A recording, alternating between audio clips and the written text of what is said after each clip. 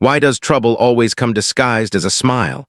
He thought about that the moment he saw Karen standing at the end of his gravel driveway, her arms folded tight, her phone pressed to her ear like a badge of authority. The mountain air was thin, cool, and filled with the pine-scented silence he had bought this cabin for, but her voice cut through it like a chainsaw. And with each passing second, it was clear she wasn't calling a neighbor. She was calling the police. The cabin wasn't just wood and stone to him. It was history. His grandfather had laid the foundation long before there were paved roads, back when the valley was little more than open ranchland and rumor. Generations had kept it alive, repairing roofs after storms, cutting new logs after fires, and holding tight to it like a family heirloom that could never be replaced. And yet here she was, treating it like a criminal hideout, like he was a squatter on his own land. "Hello, yes, there's someone trespassing on community property," she said, her eyes locked on him as though she were already testifying in court. She even pointed, as if the cops on the other end could see her finger trembling with fake courage. Community property. That was the phrase that turned his stomach. She didn't know, not yet, but this wasn't community property. It wasn't her HOA's playground, and it sure wasn't her personal stage to boss people around. This cabin and the valley that spread for miles beneath the ridge belonged to him.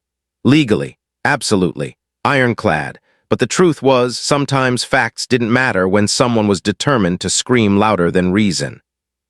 He could have shouted back. He could have stormed down the drive and snatched the phone out of her hand. But he didn't, because deep down he wanted to see just how far she'd take this performance. He wanted to know what stories she'd spin when the deputies pulled up and asked why a man was chopping wood outside his own cabin on his own land. His hand tightened around the axe handle as the blade bit into another round of oak. Crack. The sound echoed like a warning shot, but Karen didn't flinch. She only glared harder, her lips moving faster into the phone. And here was the part that made his chest burn with both anger and a strange, cold amusement. The HOA had tried this before. Different neighbors, different tricks, complaints about unapproved structures, about unauthorized fences, about improper road access. But this, calling the police, that was a new chapter even for them. Minutes felt like hours until the dust of county cruisers curled up the long road. 2 deputies stepped out, their hands resting cautiously near their belts. Karen rushed toward them, theatrics pouring out of her like she had been rehearsing in the mirror for weeks. "That's him. That's the man. He's living here illegally. This cabin isn't even zoned for habitation." The younger deputy glanced at him, then at the cabin, then back at her. He didn't speak right away. He just studied, which meant he already smelled something off. The older deputy finally asked, "Ma'am, can you show us proof this isn't his property?" Her eyes flickered. That hesitation, it was like seeing a crack in armor. But she recovered fast, snapping back, "I don't need proof. It's HOA land. Everyone knows it. He's just trying to take advantage." That was his moment. He dropped the axe, walked slowly toward the patrol car, and pulled a folded packet of papers from his jacket. The deputies tensed for a second, habit, instinct, but then saw it was just a deed. A deed that was older than Karen's HOA, older than her own house, older than half the structures in this valley. He handed it over without a word. The silence that followed was thicker than the mountain fog. The deputies skimmed the pages, nodded to each other, and turned back to Karen. "Ma'am," the older one said carefully, "this cabin sits on private property, his property. In fact, it looks like his ownership extends quite a bit farther than just this spot." Her face drained of color. She opened her mouth to argue, but nothing came out. The deputies didn't scold her, didn't threaten her with charges. They just gave that look, half pity, half irritation, the kind that says we're not buying what you're selling anymore. And for the first time, he saw something flicker in her expression. Not outrage, not authority, but fear. Because in that moment, Karen realized she hadn't just picked a fight with a neighbor. She had picked a fight with the man who owned everything she thought she controlled. And the valley had a way of echoing truths louder than lies. Why do people double down when the truth is already staring them in the face? He asked himself that question as Karen stormed away from the deputies, her heels crunching against the gravel like gunshots in the silence. She didn't even look back at him, not once. Her pride wouldn't allow it. But he could feel the fire radiating off her shoulders, the kind that told him this wasn't over, not even close. The deputies gave him a nod before driving off, their cruiser disappearing down the mountain road. And suddenly the valley was quiet again, too quiet. Only the wind stirring the treetops, only the creek down below whispering its endless song. He should have felt relieved. He should have gone back to stacking firewood, pouring coffee, pretending like nothing had happened. But the silence wasn't peaceful anymore. It was heavy, waiting, like the pause between lightning and thunder. Karen wasn't the type to walk away defeated. She was the type to reload. That night he sat on the porch with the lantern burning low, his dog stretched across the planks at his feet. The stars looked close enough to touch, bright and endless, but his eyes kept drifting to the tree line. He didn't expect her to come back in the dark, no, she wasn't that bold, but he knew she was scheming. Somewhere down in the subdivision at the base of the ridge, her kitchen light was probably on, her laptop glowing, emails flying to the HOA board, complaints, demands, maybe even threats. And sure enough, the very next morning she returned. Not alone this time. She brought 2 board members with her, men who wore pressed shirts like armor, their clipboards held tight against their chests. They looked at the cabin not with curiosity, not with admiration for its old timber beams, but with disgust, as if its very existence offended them. Karen led the charge, pointing toward the porch like she was unveiling evidence at a trial. There, right there, an unapproved dwelling, a code violation, and don't tell me otherwise, I've already filed a report with county zoning. Her words dripped with triumph, but her eyes betrayed her. She thought she had him cornered. She thought bureaucracy would succeed where police had failed. He let her finish.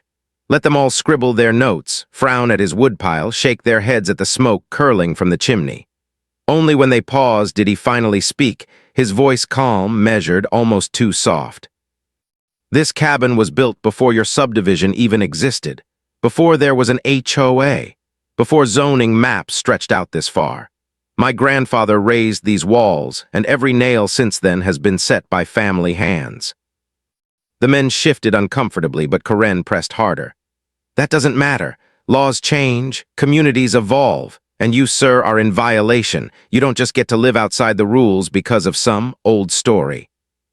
Some old story, that phrase sank into his chest like a blade. Because for him this wasn't a story, it was memory. His father teaching him how to sharpen an axe on the same porch.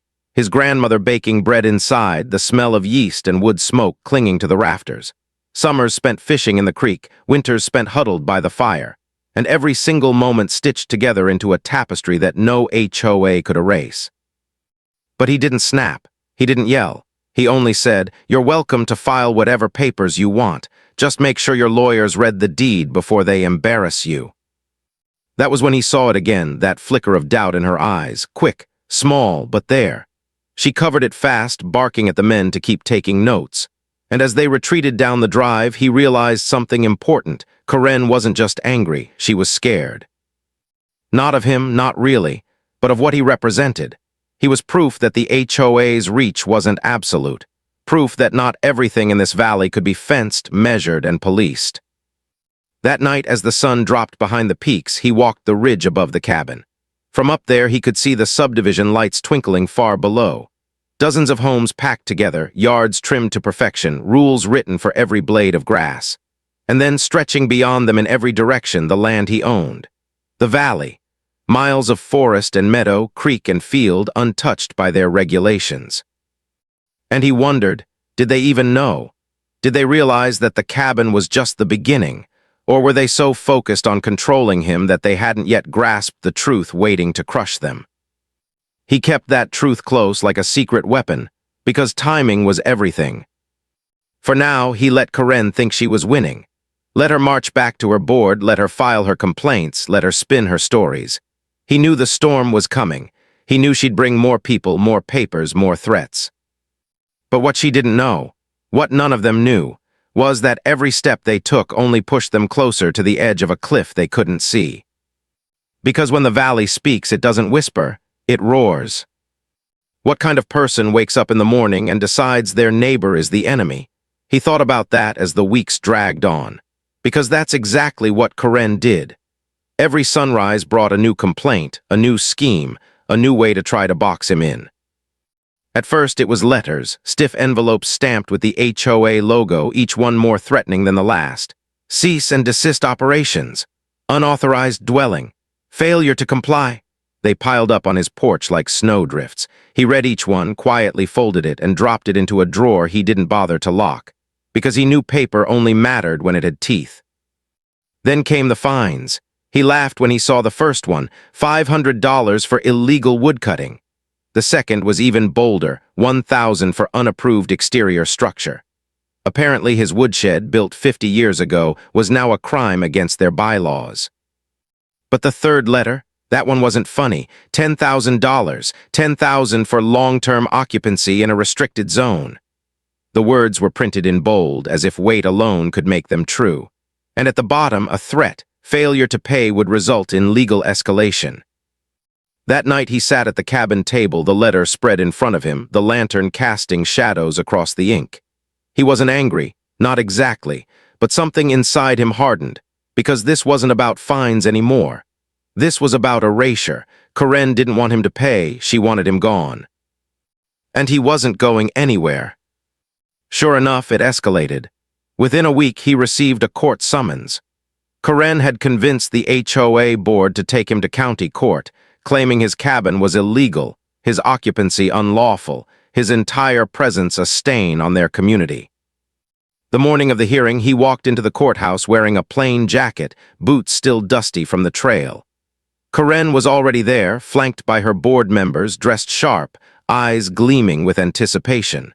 She looked at him the way a gambler looks at a stacked deck. She thought she had already won. The judge entered, the bailiff called the case, and Karen's attorney rose. His voice was polished, smooth, dripping with certainty. He painted a picture of a reckless man squatting in the woods, ignoring the rules, endangering the order of the valley. He waved photos of the cabin like they were evidence of a crime. He spoke of community harmony, of fairness, of obligations. And when he sat down, Karen smirked like the gavel had already fallen. Then it was his turn. He didn't have an attorney, didn't need one. He walked to the front, placed a single folder on the table, and opened it. Inside were the documents that mattered. A century-old deed, a chain of ownership stretching back generations, maps signed by surveyors, stamped by county officials long before Karen's subdivision even broke ground. He slid them across to the judge without a word. The silence that followed was thick. The judge adjusted his glasses, studied the papers, turned pages slowly, carefully. Minutes passed, and with each one, Karen's confidence drained. Her smirk faltered. Her hands twitched. Finally, the judge spoke. This cabin and the land it sits on are not subject to HOA authority. In fact, according to these records, this property predates the HOA's jurisdiction entirely. Case dismissed. Case dismissed. Two words that echoed like thunder in the courtroom. Karen's face flushed red, her lips parted in disbelief. She rose, stammering, but that can't be, he can't. The judge's gavel cut her off, sharp, final. He didn't celebrate, didn't gloat. He simply gathered his papers, tucked them back into the folder, and walked out. But inside, as the courthouse doors closed behind him, he felt something stir. A quiet satisfaction, yes, but also something deeper. Because for the first time, someone outside the valley had acknowledged the truth. Not just that he owned the cabin, but that he was beyond them, beyond their reach. Still, Karen wasn't done. That night back in her kitchen, her light burned late, and the whispers started spreading through the subdivision. If the courts couldn't stop him, then what power did the HOA really have? If one man could stand alone and beat them, then what did that say about the rules they lived by? Karen could feel the authority slipping through her fingers, and it terrified her. So she doubled down, again. By morning, she was knocking on doors, rallying neighbors, spinning tales about danger and disorder. He's cutting into protected forest, she said. He's driving up fire risks. He's draining water. He's a threat. Fear works fast. By the end of the week, she had half the subdivision stirred into a frenzy. They started showing up near his driveway, standing in groups, watching. Not brave enough to step onto his land, but bold enough to whisper threats, to take photos, to make him feel like prey. But here was the thing, he wasn't prey. Not out here, not in the valley that had raised him. One evening, as the sun dipped low, he stood on the ridge above his cabin, looking out across the land. The forest stretched unbroken.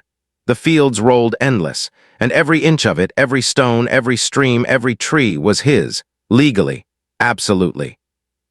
And in that moment a thought crystallized, a dangerous one. What would happen when Karen finally realized the truth, that the man she was trying to push out didn't just own the cabin. He owned everything her HOA stood on. That revelation, when it came, wouldn't just humble her. It would destroy her. Why does losing make some people dangerous? He felt that question hanging over him like storm clouds as the weeks after court unfolded. For most people, a judge's ruling would have been the end. Proof enough. Closure. But for Karen, it wasn't a verdict, it was an insult. And insults festered into vendettas. It started with patrol cars. Not the county deputies who already knew the truth, but calls to state enforcement hotlines, wildlife officers, fire marshals. Each week a new vehicle appeared on his long dirt road, tires crunching, radios hissing.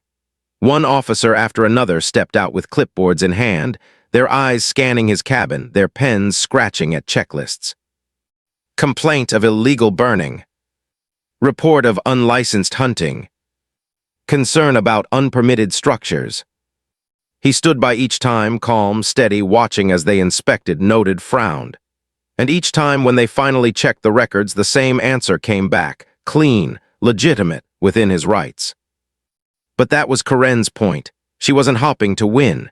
She was hopping to wear him down, death by 1,000 cuts. If the law couldn't evict him, maybe exhaustion could. The valley didn't make it easy either. That winter came early, burying the ridge in snow, locking the roads in ice. He chopped wood until his hands blistered, shoveled paths until his back ached. And through it all, Karen's eyes stayed on him. From the edge of the subdivision below, from the glare of headlights parked just close enough to see, she never let him forget. She was waiting. Then came the media. A small-town reporter, tipped off by Karen, arrived one frosted morning with a camera slung over his shoulder. He wanted a human interest story. A community battle. His questions were loaded, his lens pointed not at the cabin's beauty, but at the smoke rising from the chimney, the mud ruts in the drive, the roughness of it all. Karen stood nearby, feeding him lines. "He's destabilizing the community," she said. "We've worked so hard to build order, and he's a threat to all of it." The reporter nodded, scribbled, snapped photos. He didn't stop them, didn't argue. He only said one sentence before walking back inside. "You should ask who really owns the ground you're standing on." The reporter blinked, confused. Karen laughed it off, but the seed was planted. That night, alone by the fire, he felt the weight of it all pressing down. The cabin walls creaked with the cold. The wind howled like wolves in the trees. And for the first time, he let himself wonder, was this worth it? Was defending a piece of land worth living under siege? The answer came from memory. His grandfather's voice, steady and rough, telling him as a boy, "The valley doesn't belong to us. We belong to it. All we do is keep it safe until the next hands take over." That wasn't something you surrendered. Not for fines, not for fear, not for Karen's ego. So he endured. Spring thaw came, and with it, Karen's next move. She called a special HOA meeting, inviting not just board members but every homeowner in the subdivision. Her goal was clear: rally an army. Paint him as the villain poisoning their valley. Drive the wedge so deep that he'd either leave or live hated. He attended, not because he had to, but because he wanted to look them in the eyes. The meeting was held in their glassy clubhouse at the base of the ridge. Polished floors, manicured lawns, everything sterile and uniform. He walked in wearing boots still crusted with dirt from the cabin trail. Conversations stopped. Dozens of eyes fixed on him, some curious, some hostile. Karen stood at the podium, voice ringing with fire. "This man refuses to comply. He thinks he's above the rules. He mocks our authority, drains our resources, disrespects our community. If we let this continue, what's next? Anyone building whatever they want, ignoring safety codes, chaos." Applause rippled through the room. Then she turned to him. "Do you have anything to say for yourself?" He could have unfolded the deed right there. Could have slapped the papers on the podium and ended it. But timing was everything. Instead, he looked around the room slowly, at the rows of nervous faces, the neighbors caught between fear and loyalty, and said, Sometimes the rules you cling to are smaller than the land you live on, and when that land speaks, it doesn't ask your permission. A murmur spread. Karen smirked, thinking she had cornered him. But behind her, one of the homeowners, an older man who had lived near the ridge long before the HOA even formed, spoke up. His voice was quiet, but it carried.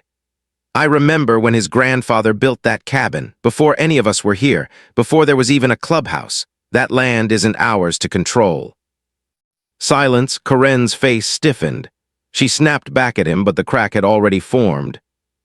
He left the meeting without waiting for the vote, without raising his voice, because he knew the tide had shifted. Doubt had entered their fortress, and doubt spreads faster than fear. Back at the cabin, the valley seemed to breathe with him. The creek ran strong, the birds returned, the ridge glowed gold under spring light. For the first time in months, he felt the land itself on his side.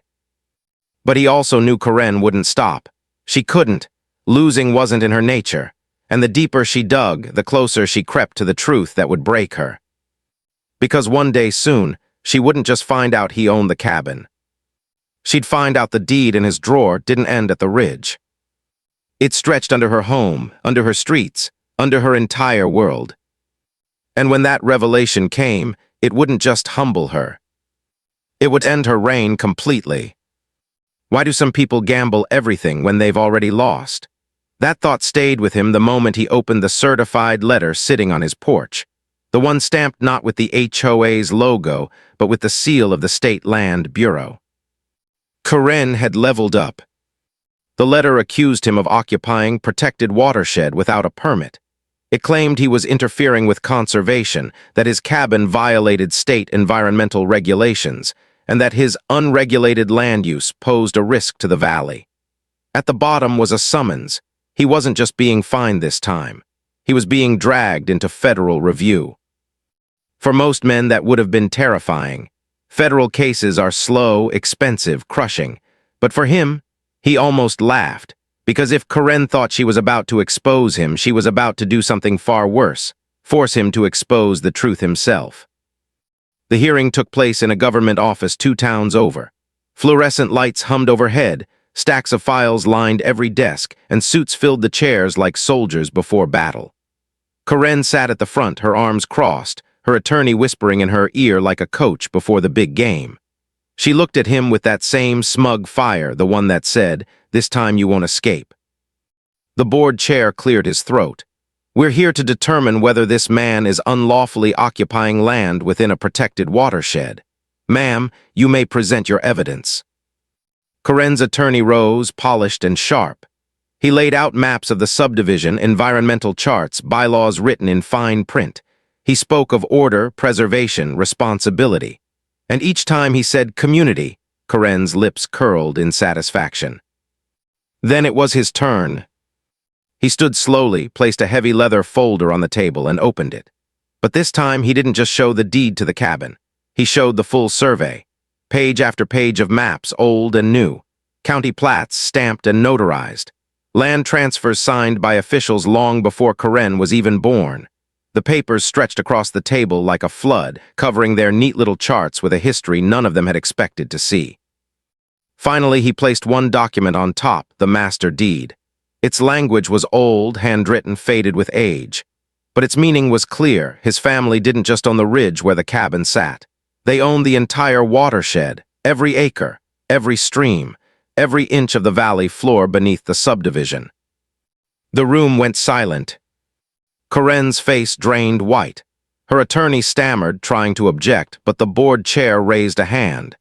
He leaned forward, studied the deed, and whispered something none of them had expected to hear. This supersedes any HOA jurisdiction. In fact, it appears the subdivision was built on leased land. Land that belongs, legally, to him. The words fell like a hammer. Karen's smirk shattered. Her hands shook. She turned to her attorney, but he only stared at the papers, his confidence gone. He didn't gloat, didn't raise his voice. He only said, "I've kept quiet out of respect, out of patience. But if you push me again, I won't just defend my cabin. I'll take back every square foot you're standing on." The board members shifted uneasily. They weren't used to seeing HOA power shrivel. They weren't used to seeing the ground itself pulled out from under them. Karen tried to recover. She snapped. He can't just claim everything. He's bluffing. Someone stop him. But the chair cut her off, his voice firm. Ma'am, unless you can prove otherwise, the records stand. And as far as this office is concerned, the land is his. This matter is closed. Closed just like that? Outside in the parking lot, the air felt different. Wide open. Free. He could hear birdsong over the traffic, smell the damp earth from last night's rain, and for the first time in months he felt the weight lift. Not entirely, Karen was still out there, still scheming, but the truth was out now, not just whispers, not just papers hidden in drawers. Public, official, unshakable. But victory has its price. That evening back at the cabin, he noticed something strange. His driveway was blocked. 3 SUVs parked across the gravel, their headlights pointed at his porch. A crowd of neighbors stood beside them, murmuring, angry, restless. And at the front, Karen. Her voice cut through the dusk. You think you can take this valley from us? You think you can just wave papers and claim we're living on your land, over my dead body? The crowd muttered agreement. Fear. Anger. They weren't just following her anymore, they were clinging to her, desperate not to believe what they'd heard in that hearing. He stood on the porch, silent, letting her words echo. Because deep down he knew the truth. She wasn't fighting for justice. She was fighting for control, and control doesn't die easy. The valley was his, but now the battle wasn't just legal. It was war.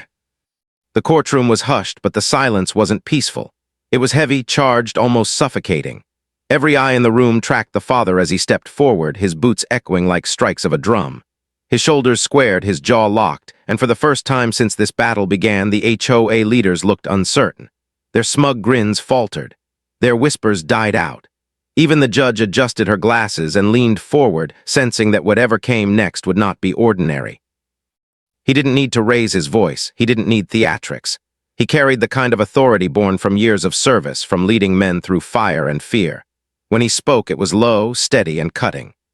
You broke into my land. You built your empire on lies, and when I resisted, you tried to bury me under paper and rules. But here's the truth. Your rules don't outweigh the law. Karen shifted in her chair, her face flushing a deep crimson, but she kept her mouth shut. Maybe for the first time in her life. The father slid a stack of documents onto the bench with a sharp smack. Land deeds, property maps, county records, every page proves what I've said all along. This land has been mine since before your HOA even existed. My cabin stood while you were still in diapers, and now the law catches up with you. The HOA lawyer scrambled, flipping through his own folders, but it was clear the tide had turned. Witnesses had spoken, evidence had stacked higher than their excuses, and the jury could feel the weight of truth pressing down on them. Still, Karen wasn't done. She stood suddenly, pointing a trembling finger at him, her voice shrill. He's dangerous, look at him, he's trying to intimidate us. This man thinks he's above the rules, above all of us. Her words echoed, desperate, unhinged. But this time no one nodded along. No one clapped. Instead, murmurs spread, people recognizing her desperation, her unraveling. The father didn't move, didn't blink. He let her flail and crumble, her accusations burning out like sparks on wet stone. Then he stepped closer, his eyes locked on hers, his voice quiet enough that the room had to lean in to hear. You wanted to strip me of everything. My land, my home, my dignity. But you made one mistake. You underestimated what a man will do when you try to erase his family's legacy. I'm not just fighting for myself, Karen. I'm fighting for every neighbor you've bullied, every family you've extorted, every voice you silenced. The jury shifted in their seats and some nodded. The judge's gavel came down lightly, but her eyes never left the HOA leaders. Something in the air cracked, like the first sound of thunder before a storm. Outside, word was already spreading. Neighbors who once stayed quiet, too afraid of retaliation, began to gather by the courthouse steps. They weren't shouting, not yet. But their presence was a statement. The HOA had ruled for too long, and its grip was slipping. Back inside, Karen tried to rally, but every sentence only dug her hole deeper. She claimed the cabin had been abandoned. The father produced proof of occupancy. She insisted the HOA bylaws superseded county law. The judge cut her off with a sharp reminder. This is a court of law, not a playground for your ego. By the time the session closed, the writing was on the wall. The father had torn through their lies piece by piece, his calm, relentless presence exposing them for what they were. And as Karen sat back down, her hands trembling, her eyes darting anywhere but toward him, the father finally allowed himself a quiet breath. But deep inside, he knew this wasn't the end. Not yet. HOA empires didn't collapse in a single day. Cornered animals fought hardest when they were wounded, and he could feel it. Karen wasn't done. She'd come back with another strike, another scheme, another desperate attempt to claw back her power. Still, tonight belonged to him. He had stood his ground, not just in the dirt of his ranch, but in the walls of the court. And for the first time, the HOA wasn't winning. What came next would either end it all, or burn everything down with it. The courtroom was silent, yet the silence was not peace. It was the silence of a storm about to break. Every eye locked on Karen as she strutted into the chamber like she owned the place, heels clicking against the polished floor, a smug grin plastered across her face. She wore arrogance like armor, tossing her hair back as if the trial was a formality, nothing more than another box for her to check before reclaiming control. She didn't even glance toward him, the man she had dragged through months of endless battles, lies, and deceit. But that grin faltered when the judge walked in. The gavel came down, sharp and commanding, and the weight of authority filled the room. The judge's eyes scanned the case file, then lifted toward Karen, unimpressed, unmoved. The kind of look that strips power from a person without a word. His chest tightened as his attorney whispered, "Stay calm, the evidence speaks for itself." And the evidence, oh, it spoke louder than Karen's voice ever could. For weeks they had collected it. Emails where she ordered HOA funds into her personal account. Recorded calls where she threatened residents who dared oppose her. Photos of property damage she tried to blame on others. And the crown jewel, the notarized deed proving, beyond any manipulation or falsified claim, that the land she tried to steal never belonged to her, nor to the HOA she so desperately controlled. Karen's lawyer shuffled nervously, already sweating before the opening statements began. But Karen, she leaned back in her chair, smirking at the judge as though charm alone could bend the scales of justice. The prosecutor's voice sliced through the air.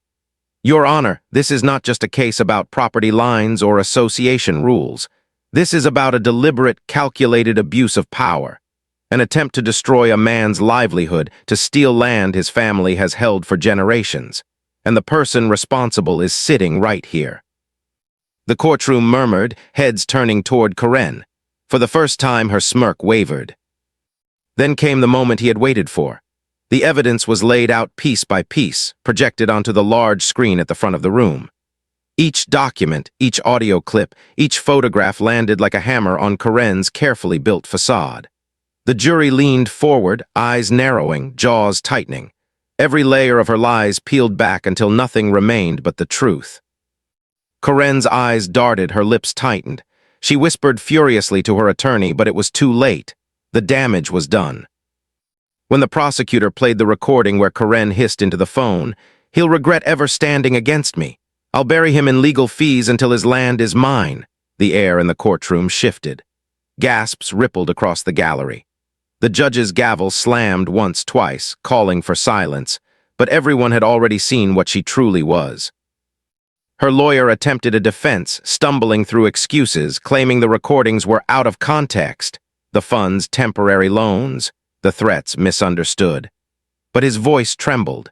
Even he didn't believe the words leaving his mouth. And then his attorney rose, calm, steady, with the quiet confidence of a man who knew the truth stood firmly on his side. He spoke not of vengeance, but of legacy, about how the land had been protected, cherished, and fought for long before the HOA even existed. About how Karen's greed was not only unlawful, but immoral, an insult to the very community she claimed to represent. The jury hung on every word. The judge leaned forward, chin resting on his hand, eyes fixed on Karen like a hawk tracking prey. Karen, for once, had nothing to say. As the attorney concluded, he turned to him, the man Karen tried to destroy. "Your Honor, this is not simply about one man. It's about every resident who trusted this association to act with fairness. It's about ensuring that those who abuse power cannot walk away untouched. Justice demands accountability. The room erupted into murmurs again, and this time Karen's face flushed red. Her hands trembled as she gripped the table, but she still forced a smile, thin, brittle, desperate. The judge's voice finally cut through the tension. "Enough!" He leaned back, fingers steepled, eyes burning into Karen's. "I've seen enough." The gavel struck.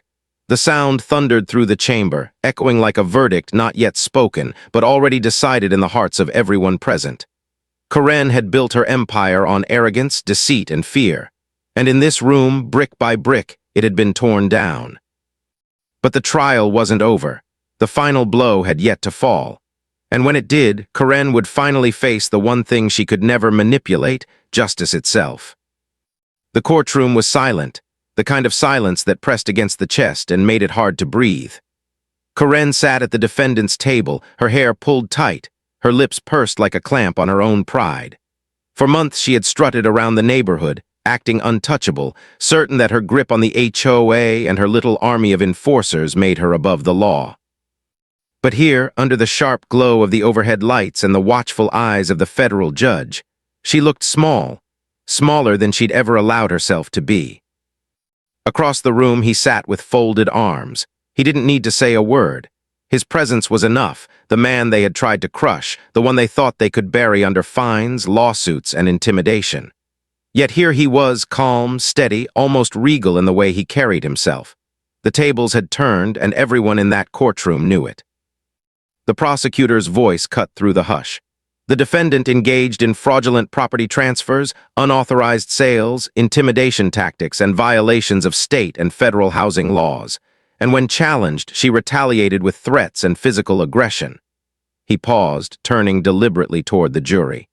This isn't an HOA matter anymore. This is criminal abuse of power. Karen's attorney tried to object, but the judge silenced him with a single raised hand. The man's eyes never left her. He remembered the first day it all began, the moment they carved a road through his 150-year-old ranch as if it were nothing but dirt beneath their boots. They thought they'd erase him, that history itself could be bulldozed for their convenience. But they had underestimated just how deep his roots ran. He wasn't just defending land. He was defending legacy, family, and the kind of values people like Karen would never understand. The jury deliberated for only an hour. When they returned, the foreman spoke the word that sealed her fate: guilty. The gasp that rippled through the room was almost theatrical. Karen's jaw dropped, her composure cracking for the first time. She turned in her seat as if searching for an escape, but there was none. The judge leaned forward. "You believed you were above the law. Today you learn otherwise." Her sentence wasn't light. She would serve years, not months. Federal prison, not some local slap on the wrist. And with her gone, the HOA crumbled like a rotted barn wall. Without her grip, neighbors began to question everything, why they had followed her so blindly, why they had tolerated her games. He walked out of that courthouse without a smile, without a word. He didn't need to celebrate. His victory was written in the silence that followed, in the way people parted to let him pass, in the respect that hung in the air. Back at his ranch, the scars of their war still lingered. The cut road through the pasture, the gates they had ripped down, the memories of endless hearings and threats. But there was peace now, a quiet that stretched across the land like a blessing. The sun dipped low, painting the horizon in gold and fire, and he knew he had done what was necessary. It wasn't just about him anymore. It was about everyone who had ever been crushed under the heel of petty tyrants, everyone who had ever been told, "You don't matter," by those who thought titles and committees gave them power. He had proved that resilience could break arrogance, that justice, though slow, though costly, was still within reach. And as he stood at the fence line, watching the wind ripple through the tall grass where the road once scarred the earth, he whispered the words only the land would hear: "Never again." His fight was over, hers had just begun. Because Karen would never forget what happened next, how the very man she tried to destroy became the reason her empire of lies fell into dust.